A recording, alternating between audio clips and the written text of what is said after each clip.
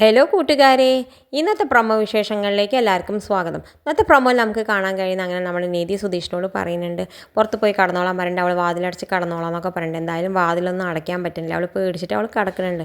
സുധീഷ് പുറത്ത് പോയി കിടക്കുന്നത് കണ്ടിട്ട് ചോദിക്കുന്നുണ്ട്, സുഭാഷും നികേഷും ഹരീഷൊക്കെ ചോദിക്കുന്നുണ്ട്, എന്തേ നിങ്ങൾ ഇങ്ങോട്ട് വന്നതെന്നൊക്കെ ചോദിക്കുന്നുണ്ട്. ആ സമയത്ത് ഇവിടെ എന്നാൽ ആ കുട്ടി ഉറങ്ങിയിട്ടില്ല എന്നൊക്കെ പറഞ്ഞിട്ട് വെറുതെ ഓരോരോ വലിയ കഥകൾ പറയുന്നുണ്ട്, എങ്ങനെയാണ് അവർ പ്രേമിച്ചതെന്നും നിധിക്ക് സുധീഷിനോട് വല്ലാത്ത പ്രേമാണെന്നും അതുകൊണ്ടാണ് ഒളിച്ചോടി പോകുന്നതെന്നും ആ കങ്കാരുവിനെ ഇഷ്ടമില്ലാത്തതുകൊണ്ടാണ് അവൻ്റെ അപ്പോൾ ഒളിച്ചോടി പോകുന്നത്, അത് നിങ്ങളോടൊന്നും പറയാൻ ടൈം കിട്ടിയില്ല എന്നൊക്കെ പറഞ്ഞിട്ട് വെറുതെ ഓരോന്ന് പറയുന്നുണ്ട്. എന്തായാലും അതൊക്കെ കേട്ടിട്ട് എല്ലാവരും കടന്നുറങ്ങുന്നുണ്ട്. കുറച്ച് കഴിയുമ്പോഴേക്കും നമ്മുടെ നീതിയിലെ ശബ്ദം കേട്ടിട്ട് നമ്മുടെ സുധീഷ് ഓടി ചെയ്യുന്നുണ്ട്. എന്നിട്ട് ചോദിക്കുന്നുണ്ട്, എന്താണൊക്കെ പറ്റി, എന്താ നിന്നെ കണ്ടാൽ വല്ല എന്തോ പേടിച്ച പോലെ ഉണ്ടല്ലോ എന്ന് ചോദിക്കുന്നുണ്ട്. ഒന്നുമില്ല നീതി പറയുന്നുണ്ട്.